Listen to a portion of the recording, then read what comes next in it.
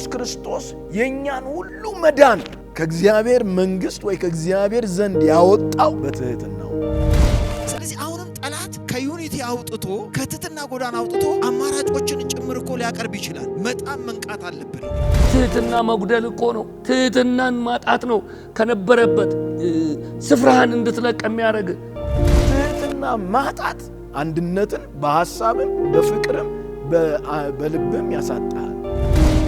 እውነት ነው። ትህትና ነው። በትህትና ለብሰን ነው ያንን እንደ ልብስ ሐሳብ ማለት ነው። እሱን ከያዝን እኔ ከሌ እንዲህ ብሎኛል፣ እኔ ንቆኛል፣ ስለዚህ መናቆር ይሆናል። ለምን እኔ በልጥ፣ አንተ እኔ በልጥ፣ እኔ ቀድም፣ እኔ ቀድም። ለዚህ ነው በክርስቶስ ኢየሱስ የነበረ ሐሳብ በእናንተ ዘንድ ይሁን እያለ መጽሐፍ ቅዱስ የሚነግረና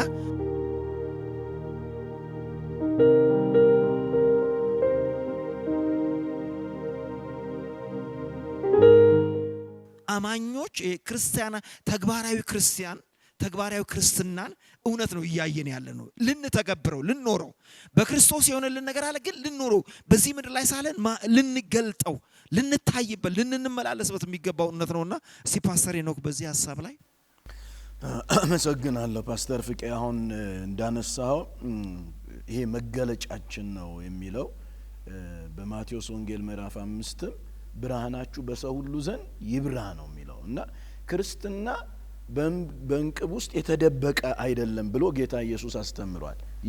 ይልቁን በተራራ ላይ ያለ ከተማ ሆነን ለሌላው የምናበራ ነን። ስለዚህ ክርስትና ከሌላው ጋር የሚኖር እንጂ ተደብቀህ ብቻህን የምትኖረው ለብቻህ ያለ የሆነ ግዛት ፈጥረህ የምትኖረው ህይወት አይደለም። ሌላው ጋር የሚታይ ለሌላው የሚንጸባረቅ ለሌላው የሚሸት ህይወት ነው። የክርስቶስ መዓዛ የሚሸት ነው። የክርስቶስ ብርሃን የሚታይ ነው። ክርስቲያኖች በቅዱሳን መካከል፣ ክርስቲያኖች በአሕዛብ መካከል፣ ክርስቲያኖች በነገስታት ፊት፣ ክርስቲያኖች በታናናሾች ፊት የሚኖሩበት የህይወት ክህሎት ምንድነው ብለን ስንል ትህትና እንደሆነ እናስተውላለን። ይሄ ትህትና ደግሞ አንደኛው አሁን ፊልጵስዩስ ላይ እንደተተነተነልን በሐሳብ ነው። በሐሳብ ምክንያቱም አሁን መገለጡን ስታመጣው ፓስተር ፍቄ እንዳልከው የምንገልጠው ነገር ምንድነው ብለን ስንል ሰው የሚያየው ምንን ነው? አንድ የመጀመሪያ የሚያየው አስተሳሰቤን ነው። ገና መጥቼ የሆነች አንድ ሐሳብ ባቀርብ ያንን ሐሳቤን አይቶ ይሄ ሰው ትሁት ነው ወይ ደግሞ ይሄ ሰው ትዕቢተኛ ነው ብሎ ሊያስቀምጥ ይችላል።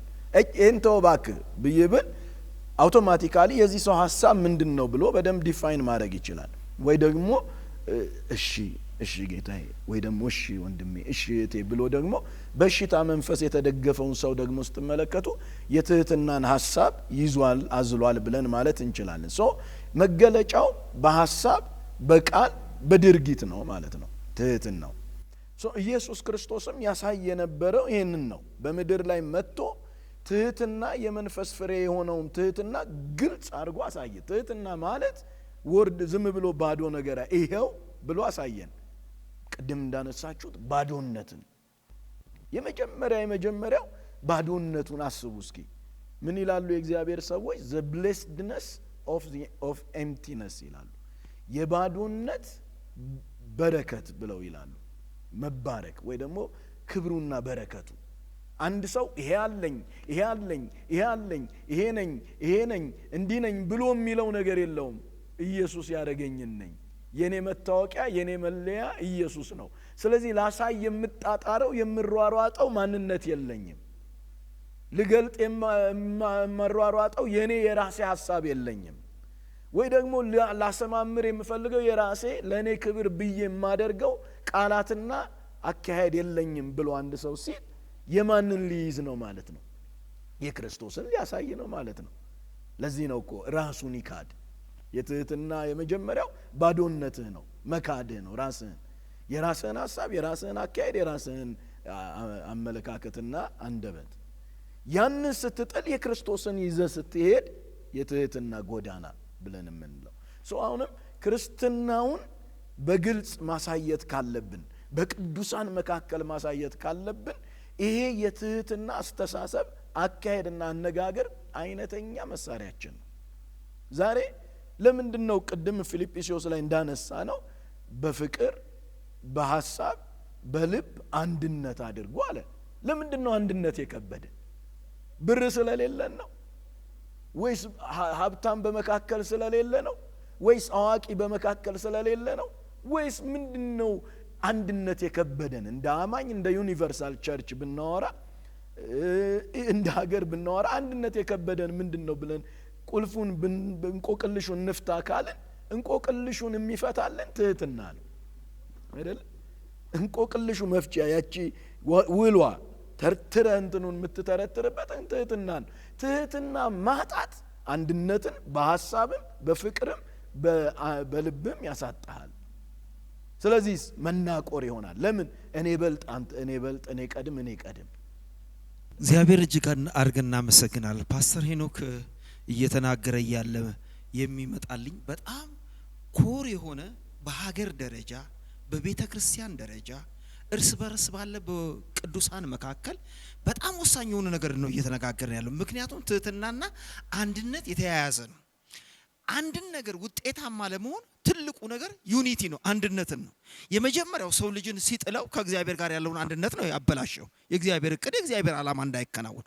በሁለተኛ ደረጃ ብንመለከት እምነት የታሰበውን ነገር እንዳናከናውን የሚያደርግ አንድነት ማጣት ነው። በዘፍጥረት ምዕራፍ 11 ማየት እንችላለን። ዩኒቲያቸው ነው የመታው። ጠላት የሚመታው ያንን ነው። በአገር ደረጃ ብዙ ነገር መድረስ የሚገባውን ነገር በመከፋፈል አንድነትን በመምታት ምንድነው የሚያደርገው? ከዛ በኋላ እርስ በርስ ያባላ መሆን የሚገባንን መድረስ የሚገባንን ማድረግ የሚገባ እንዳናደርግ ነው የሚያደርገው። ስለዚህ በትህትና ባለ ጎዳና ይሄ በጣም ቁልፍ ነገር ነው። እንደውም እምነታችን ራሱ ተጽዕኖ እንዳያመጣና እንዳንሰፋ ራሱ ሰይጣን አንደኛው ከሚጠቀምበት መንገድ አንድነትን መምታት ነው። አንዱ አንደኛውን በቃ ምን በማድረግ በመያያዝ በአንድነት ማያመጣና ስራ ማያሰራ ነገር በማድረግ ምን ያደርጋል? ይበታትንና እንዳንሰራ ያደርገናል። በዚህን ጊዜ ነው የቤተ ክርስቲያን ዳርክ ኤጅ የመጣው። ሌላ ትክክለኛ ከእግዚአብሔር ውጪ የሆነ እምነት መነሳት ምክንያት ራሱ የአማኞች አንድነት ማጣት ነው፣ መከፋፈል ነው። በ530ዎቹ በ600 ምናምን አካባቢ ላይ ያለው ሌላው እምነት የተነሱበትን ዘመን ስንመለከት አማኞች መካከል መከፋፈል በመኖሩ ነው። ስለዚህ እነዚህ ነገሮች የዛ ነገር መንስኤ ዩኒቲና ትህትና መጥፋት ነው። እስቲ ፓስተር መኮንን በዚህ አቅጣጫ ላይ ይሄ በጣም ማለት አሁን ወንድሞቼ እንደተናገሩት ስራ እንዳንሰራ የሚያደርገው ይሄ በሁሉ ቦታ የሚጠቅም ትምህርት ነው። አሁን ትህትና ማጣት ልንደርስበት ያለውን ትልቅ ቪዥን የሚያጨናግፍ። ምክንያቱም ሐዋርያት ስራ ላይ ብንሄድ አንድ ልብ አንድ ሐሳብ ነበራቸው ነው የሚለው። የሐዋርያት ስራን ብናየው ሐዋርያቱ ከፍተኛ ተፈሪነት የመጡበት ምክንያት ራሱ መጽሐፉ የሐዋርያት ስራ ነው የሚለው። አንድ ሐዋርያ ምናምን አይልም፣ የሐዋርያት ስራ መጽሐፉ ራሱ በጣም ወሳኝ ነው እና መጽሐፋችንን ብንመለከት ይሄን ነው የሚያስቀምጥልን። ምንድነው የሚለው? ያመኑትም አንድ ልብ አንዲት ነፍስ ነበራቸው፣ ገንዘባቸውም በአንድነት ነበር እንጂ ካለው አንድስ እንኳን የራሱ እንደሆነ ማንም አልተናገረም። የሐዋርያቱ ጥንካሬ የቤተ ክርስቲያን ከፍተኛ የሆነ ታምራቶች፣ ድንቆች እነዚህ ሙሉን እያየነው ብንሄድ ከፍተኛ ምድርን ሸክ ያደረጉበት ያንቀጠቀጡበት አንድነት ነበረ። በትህትና ተገጣጥመው ነበር የሚሰሩት። የተለያየ ችግሮች አልነበሩም ማለት አይደለም፣ ግን በዛ ውስጥ የሚበዛው ግን አንድነት ነበር፣ ትህትና ነበር። አሁን የምታዩት በቤተ ክርስቲያን ብንል፣ በየቤተሰባችን ብንል፣ በሀገር ደረጃ ብትሉ ጥቂት ልዩነትን ትልቁን አንድነት ያሳጣቸዋል። ትህትና አጣው የነበራቸው ነው። ይህን ሰሞን እየመከርኩ ነበር። ትልልቅ ፖቴንሻል እንዳይወጡ ያደረገው የትህትና ማጣት። ትልልቅ ኢንጂነሮች፣ ትልልቅ ዶክተሮች፣ ትልልቅ የፖለቲካ ሊደሮች፣ ትልልቅ ሐዋርያት፣ ትልልቅ ነቢያት፣ ትልልቅ አስተማሪዎች በምድራችን ላይ መቼም ይሄ እርግማን ይሰበር ብዬ አምናለሁ። ትልልቅ አገር ኢትዮጵያን ሊለውጡ የሚችሉ ብዙ ሰዎች ነበሩ፣ አሁንም አሉ። ግን ምንድነው? ትህትና መጉደል ነው። እኔ ከሌላ በልጣለሁ፣ እኔ ከሌላ እሻላለሁ። ከዛ አንድ ልብ መሆን የለም፣ አንድ ሐሳብ መሆን የለም፣ አንድ ፍቅር የለም፣ ትህትና የለም፣ ርህራሄ የለም። በእነዚህ መካከል ምን ያደርጋል ጠላት? ትልቁ የሚጠቀምበት መንገድ ይሄ ነው። ጉልበት እንዳይኖረን፣ ኢነርጂ እንዳይኖረን፣ ብዙ ሆነን፣ ሺዎች ሆነን፣ 10 ሺዎች ሆነን፣ 100 ሺዎች ሆነን እንዳንሰራ የሚያደርገው ይሄ ነው። ይሄ እኮ ትህትና መጉደል እኮ ነው። ትህትናን ማጣት ነው ከነበረበት ስፍራህን እንድትለቅ የሚያደርግ። የንጉሥ ቁጣ በመጣ ጊዜ መርዶክዮስ የአይሁድን ሰክሰስ ያመጣው አንዱ ያለመነቃነቅ ያለመናወጥ ይላል። ታለ ሃማ ከተናደደበት ሰይጣን ከሚናደደው በጽናት ሆነ ለመቀየር ካሰብክ ማዕበሎቹን መፍራት የለብህም። ያሉትን ሌላ ነገሮች አይደለም ማየት ያለብህ፣ ጠብቀ መሄድ አለብህ። ለውጦች እየቀጠሉ ይመጣሉ፣ መቀየሮች እየተለወጡ ይመጣሉ። ስለዚህ እውነት ነው፣ ትህትና ነው። በትህትና ለብሰን ነው እንደዛ። ቅድም ምሳሌ 15 ያለው ነው አንተ ያነበብከው። ምሳሌ 15 ላይ የሚል ቃል ምን ይላል?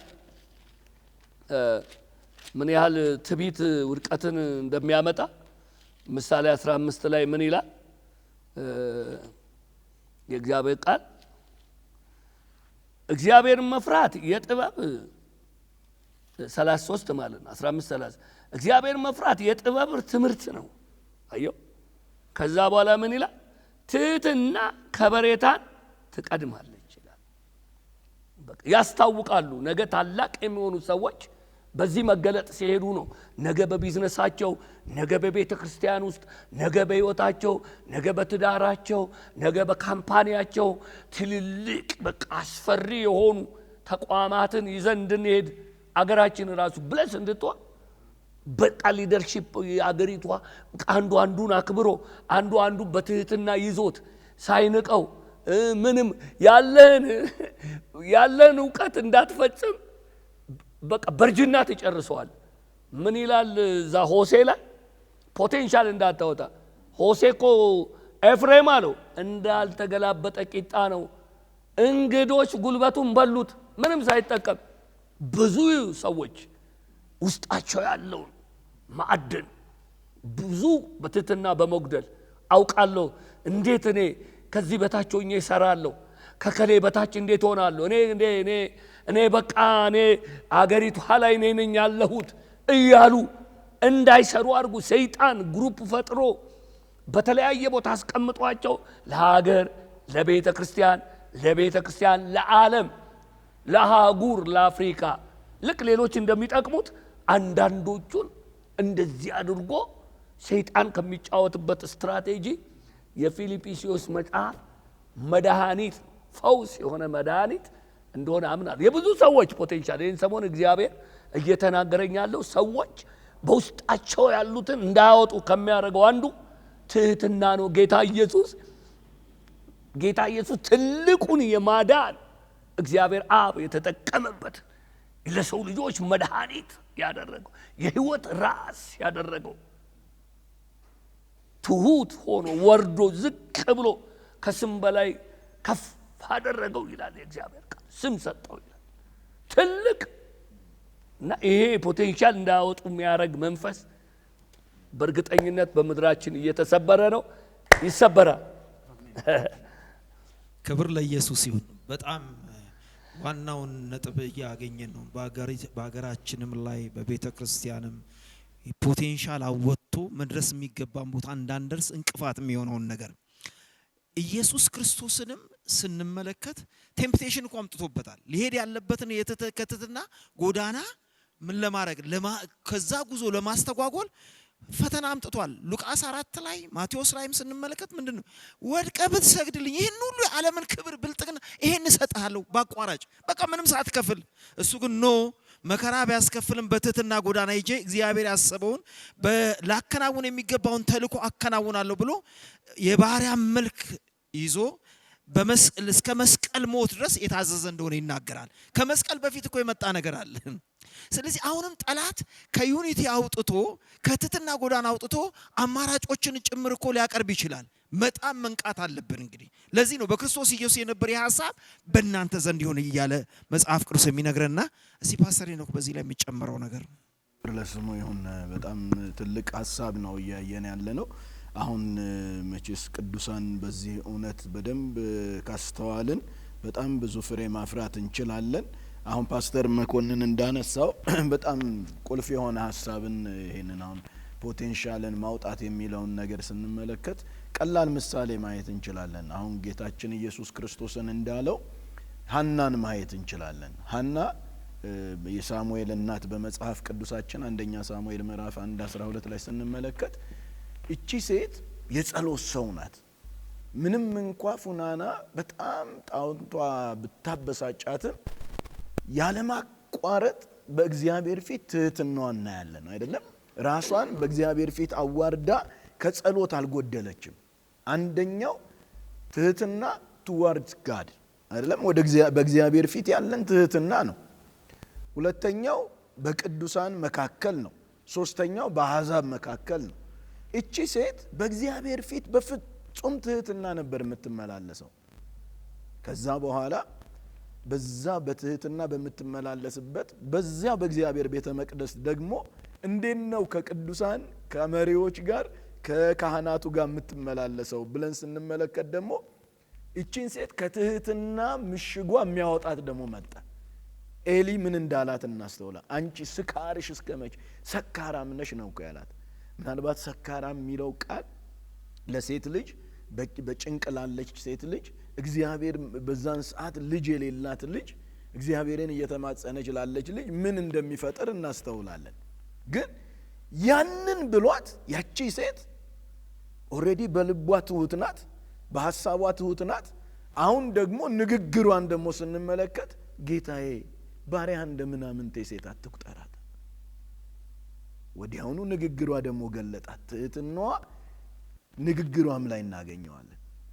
እንደምናምንቴ ሴት ይልቁኑ እኔ ሆዴ ባሰኝ ነኝ ወይ ደግሞ ችግሩ በስቶብኝ ነው እና ችግሬን ለጌታ እያስታወቅኩ ነው ብላ ከዛ ከእግዚአብሔር ሰው ዘንድ ያላትን ርስት እንዴት እንደበዘበዘች እንዴት እንዳስወጣችው ተመልከቱ። ሰድቢያት እንዴት እንደምታከብረኝ እዩ ሳይል አይቀርም ለውስጡ። ምክንያቱም እሷ ራሷን ባሪያህን አለች፣ ራሷን ባሪያ አድርጋ ቆጠረች። እሱን ደግሞ ጌታዬ ነው ያለችው። ማይ ሎርድ እንግዲህ ጌታዬ ብላ ያንን የቤተ መቅደስ አለቃ እግዚአብሔር የሾመውን የቤተ መቅደስ መሪውን የእግዚአብሔር ቤት መሪን ምንም ይሁን ምንም ኦቶሪቲውን ኦነር አደረገች። ወዲያውኑ የሚደንቀውና የሚያስደንቀው ይህ ሰውዬ ምን አለ? የለመንሽውን ይስጥሻል።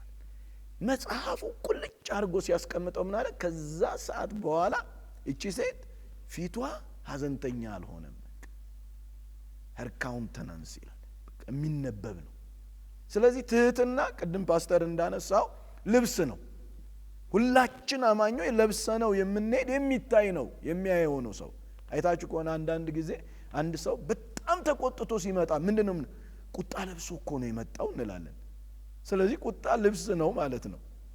ለብሶ ታውቀዋል የለበሰውን በላው ላይ የተንቦገቦገ ያለው ትህትና ይሁን ቁጣ ይሁን ትዕቢት ይሁን አመጻ ይሁን እናቃለን ማለት ነው። ይታያል፣ ግልጽ ነው።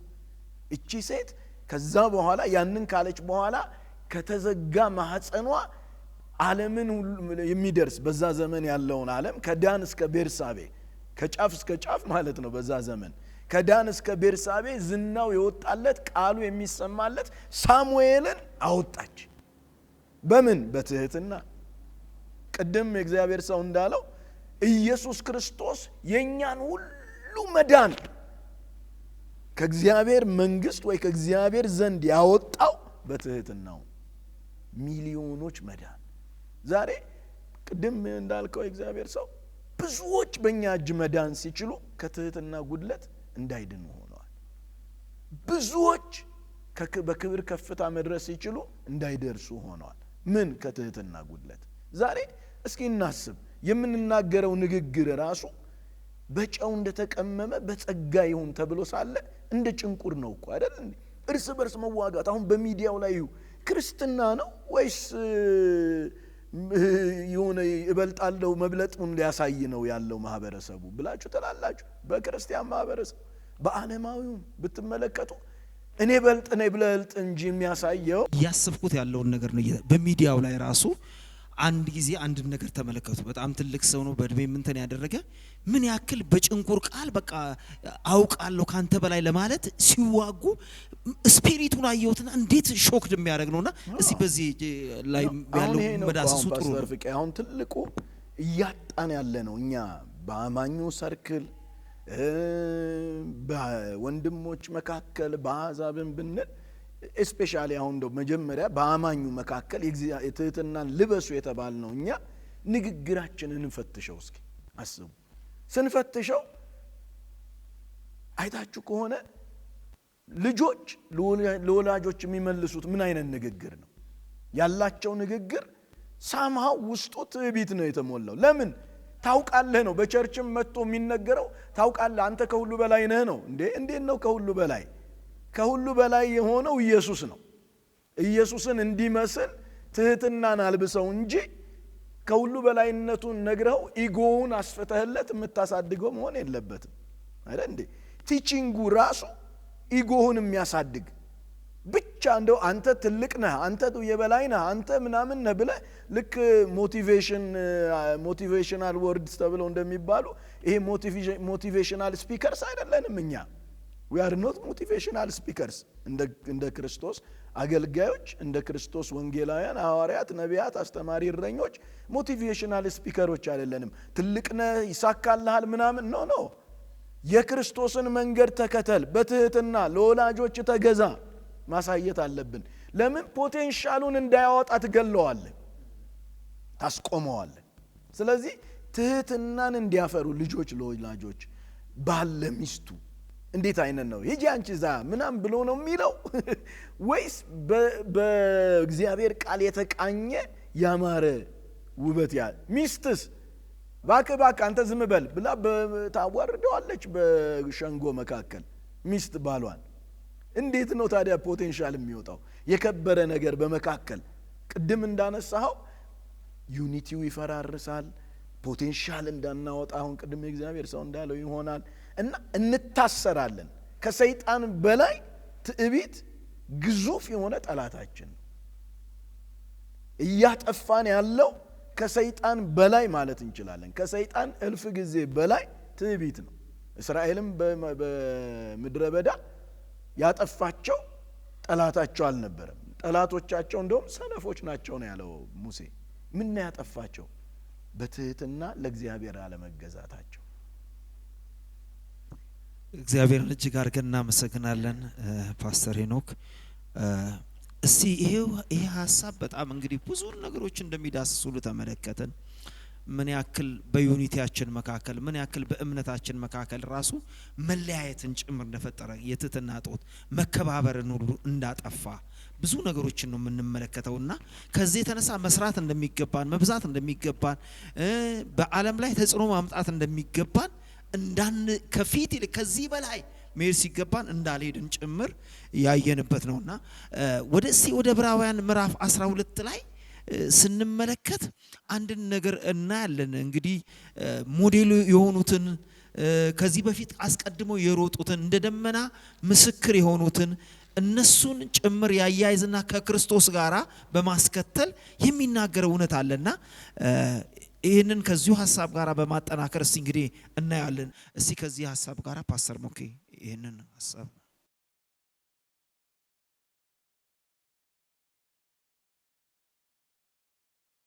ተመልካቾቻችን እንግዲህ አሁን በዚህ የሚቀጥል ነው። ይሄም መልእክቶቻችን ይቀጥላሉ። በአገር ውስጥም በውጭም እንወዳችሁ የምታከብሩ እናከብራችሁ ማንኛውም ቅዱሳን አገልጋዮች ሁሉ አሁን እንጸልይላችኋለን። በሚያማችሁ ላይ ሁሉ ወይም ራሳችሁ ላይ በሚያማችሁ ሰውነታችሁ ላይ ለአንዳንዶቻችሁ ይሄ የእግዚአብሔር ትዕግስት ትህትና እንዲበዛላችሁ ጳውሎስ እንደጻፈው ፊልጵስዩስ ላይ ለክርስቶስ ቀን ፍሬ ቢስ እንዳትሆኑ ፍሬ የሞላባችሁ እንዲሆን አሁን ጸልያለሁ። በጌታ በኢየሱስ ክርስቶስ ስም ጸልያለሁ። ጌታ እግዚአብሔር አሁንም ከኛ ጋር እየተካፈሉ ያሉ በውጭ በአገር ውስጥ በየትኛውም ቦታ ባሉበት ቦታ ሁሉ በኢየሱስ ስም እጃቸውን በጫኑበት ቦታ ሁሉ ላይ በኢየሱስ ስም የፈውስ ኃይል ይለቀቅ። ምንም አይነት የሚያስጨንቅ ነገር ይመታ። ምንም አይነት ሊበትናቸው የመጣ ይበተን። የሰዎችን ፍቅር፣ አንድነት፣ ትህትና ፋሚሊያቸው፣ በድርጅታቸው፣ በትዳራቸው፣ በልጆቻቸው፣ በንብረታቸው ላይ የሚነሳ ዛሬ መታ በጌታ በኢየሱስ ስም። እጃቸውን በጫኑበት ማንኛውም በጤንነታቸው ላይ ያለ ችግር ከዚህ ሰዓት ጀምሮ የጌታ የኢየሱስ ኃይል ተለቆ ፈውስ ይሁን፣ ፈውስ ይሁን። አእምሮአቸው ይባረክ፣ አእምሮአቸው ይባረክ። በትዳራቸው ይባረኩ፣ በልጆቻቸው ይባረኩ፣ በስራቸው ይባረኩ። የሚሰሙን የሚያገለግሉ ሁሉ አሁን ጸሎታችን እየሰሙ ባሉት ሁሉ ላይ ምንም አይነት ደዌ በኢየሱስ ስም ይነቀል። ማንኛውም የተለያየ ስም ያላችሁ በሽታዎች በኢየሱስ ስም ተነቀሉ። ምንም አይነት ያበጠ እንቅርት ቢሆን፣ የተለያየ ብጠት ቢሆን፣ የተለያየ አእምሮ ችግር ቢሆን፣ የተለያየ ፋይናንስ ችግር ቢሆን ከዚህ ሰዓት ጀምሮ የጌታ ኢየሱስ ኃይል ዛሬ ተለቋል። ፈውስ ይሁን፣ ፈውስ ይሁን። ምንም አይነት ሰውነታቸው ላይ አለ፣ ደም ስራቸው ላይ አለ፣ ምንም አይነት የደም ስር፣ ምንም አይነት ጅማት፣ ምንም አይነት አእምሮ ላይ፣ ምንም አይነት በሰውነታቸው ላይ ያለ ማንኛውም ጆሮአቸው ቢሆን አይናቸው ላይ ቢሆን ያለ የማየት የመስማት ችግር ከዚህ ሰዓት ጀምሮ ቀንበር ይሰበር፣ ይሰበር። በጌታ በኢየሱስ ስም የፈውስ ኃይል ያገኛችሁ። ቤታችሁ በበረከት ይሞላ፣ ስራችሁ በበረከት ይሞላ፣ ልጆቻችሁ በጥበብ ይደጉ። ምንም አይነት ቀንበር የተሰበረ ይሁን። ባዶ ማንኛውም ማደጊያ ዛሬ ይሞላ። በፋይናንስ የተባረካችሁ ሁኑ፣ ጓዳችሁ ይሞላ፣ ልጆቻችሁ የተባረኩ ይሁኑ። በጌታ በኢየሱስ ስም አሜን። ተባረኩ። እንወዳችኋለን።